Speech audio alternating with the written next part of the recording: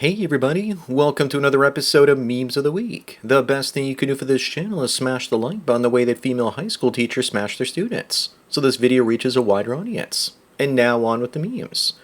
Number 1, do you believe we should fat shame people? Mr. Beard doesn't believe so and says that attacking fat people is directly linked to fascism, because you're calling them inferior.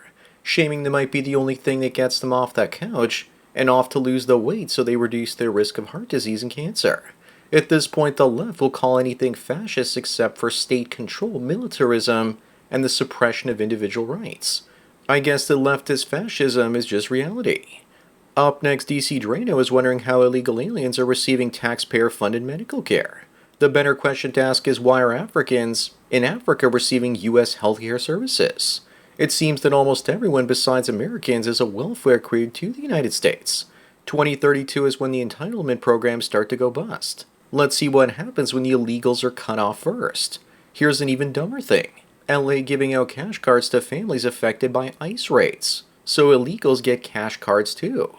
Number 3, Tay-Day says that CNN is admitting that there are two genders, saying that men have a bigger carbon footprint than women because of our appetite for meat and cars. Funny how there are only two genders when you can use it to spin the narrative against men. This is laughable, saying that men consume more than women, as women are the ones responsible for 80 to 85% of purchasing decisions in the household. Just go to any thrift store and you'll notice that it's 90% women's clothing. Moving on, the woke LA mayor blames Trump because the city isn't ready for the World Cup, thanks to all the graffiti and vandalism. But how is that Trump's fault? It's not.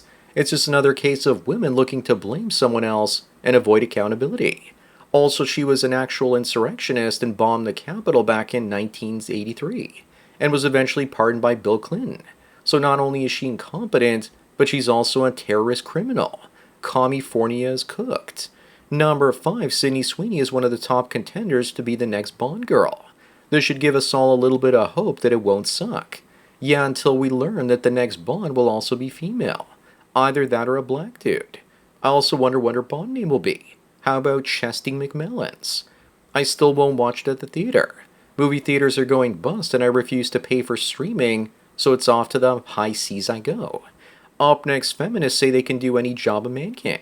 Well, here's one that's having a hard time being a cop. Hey lady, remember that there's no crying in law enforcement, especially if you're a ginger cop with tomato face that you get by confronting someone from a diverse background. Our period of time in history will be studied by future generations as when civilization went out of its mind. I've got a funny feeling it's only going to get a lot worse.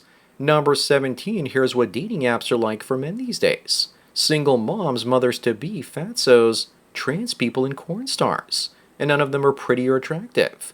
They forgot the foreign women too. I seem to get contacted by Southeast Asian and Latinas all the time. Or I did when I used to use them.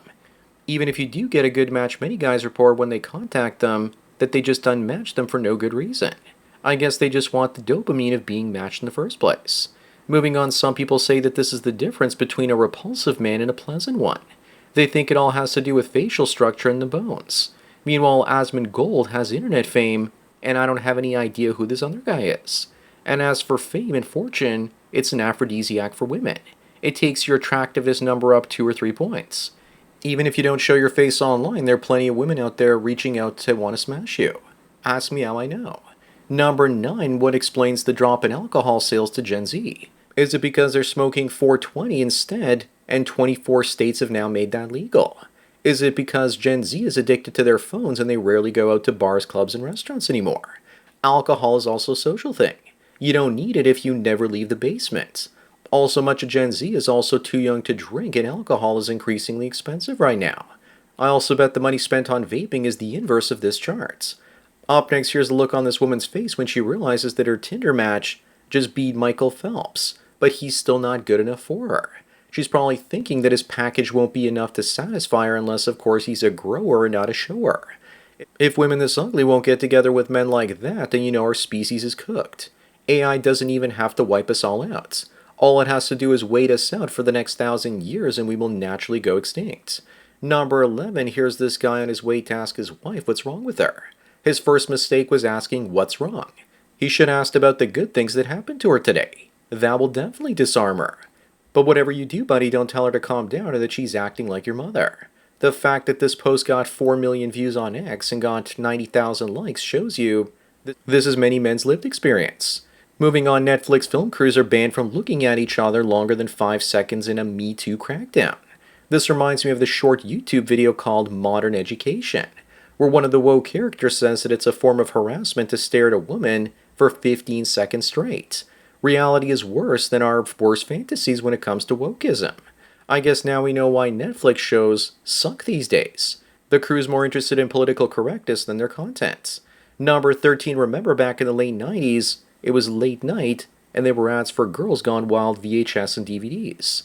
Kinda makes you wonder where these women are today. Is it boxed wine in Catland? Or are they fat and ugly, or have they turned into Karens? Probably all of those things simultaneously.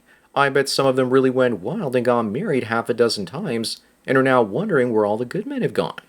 Up next, are we in a chopped woman epidemic? For those of you that don't know what that means, it's basically an unattractive woman epidemic.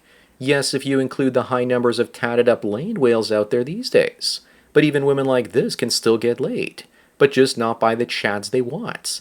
Also, the so-called chopped women, have you noticed that most of them are liberals with purple hair? And those are usually ugly on both the inside and outside.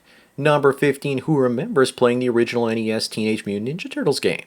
I think it was impossible to be without the Game Genie in the last corridor in the Technodrome before you fight Shredder and the Krang. I could pass everything else as a kid, but if I play it today, I can barely make it to the 3rd or 4th level. People say this is one of the hardest games conceived, but I disagree. That honor definitely goes to Back to the Future too. Moving on, this Wayman says that she's happier now that she stopped dating white men. By the way, she has 6 children. I guess we all know what the complexion of those kids are. Her eyes also looks like she's been plowed so many times that she's soulless.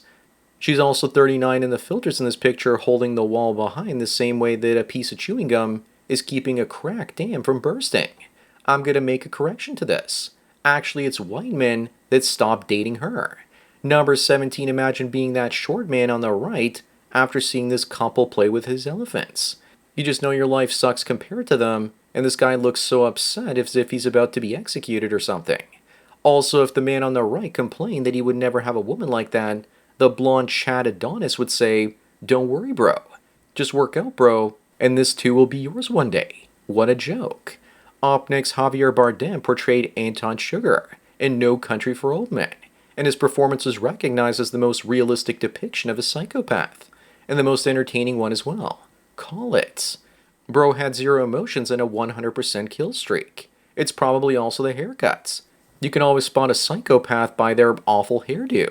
One day I was him for Halloween and I put a wig on like that on my head and carried around a shiny metal fire extinguisher that looked like the cattle killing device in the film. Number 19, Jamie Lee Curtis says that nobody knows which of her 2 daughters is trans. Isn't it obvious? It's the one on the left. There, I fixed it, in case you weren't sure.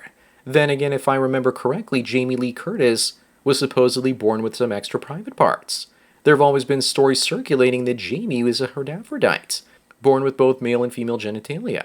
Maybe she got herself pregnant with these kids, like that character from Predestination. Moving on, if this individual shows up as your nurse, do you feel safe? No, I feel like I need to run out of there because I'm gonna die. I wouldn't even trust the hospital or the doctor who hired pronouns here.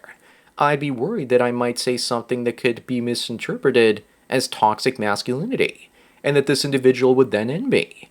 I've had nurses mess with my head before, and they didn't look as bad as this one. Number 21, when I get a ton of FU money one day, I'm going to build a Roman villa like this one. People wonder why we stopped building buildings like this, but we still technically do. We have vestibules at the entrance of many houses, and an atrium which is also technically a living room. The only thing we're missing is an open courtyard. We have backyards, but courtyards would be nice for added privacy outdoors. I'm also guessing the slaves slept with the animals in the stable, because this is how wealthy Romans used to live. Up next, this guy on Reddit is pissed off at his wife because in her contacts, she has a work husband. She told him that having a work husband is no big deal. Odds are she's being smashed by him, and he's just a Reddit cuck by now. But if he's not a cuck, then he should find himself a work wife too, and tell her it's no big deal, and watch her lose her mind. This is the world we live in now, where women spend more time at work with their work husbands than they do with their real ones. Number 23, is this what the average girlfriend used to look like back in 2007? Yes, but around here in Toronto, I would have found girls like this back in the mid-90s. And it makes me wonder what her body count was back then too.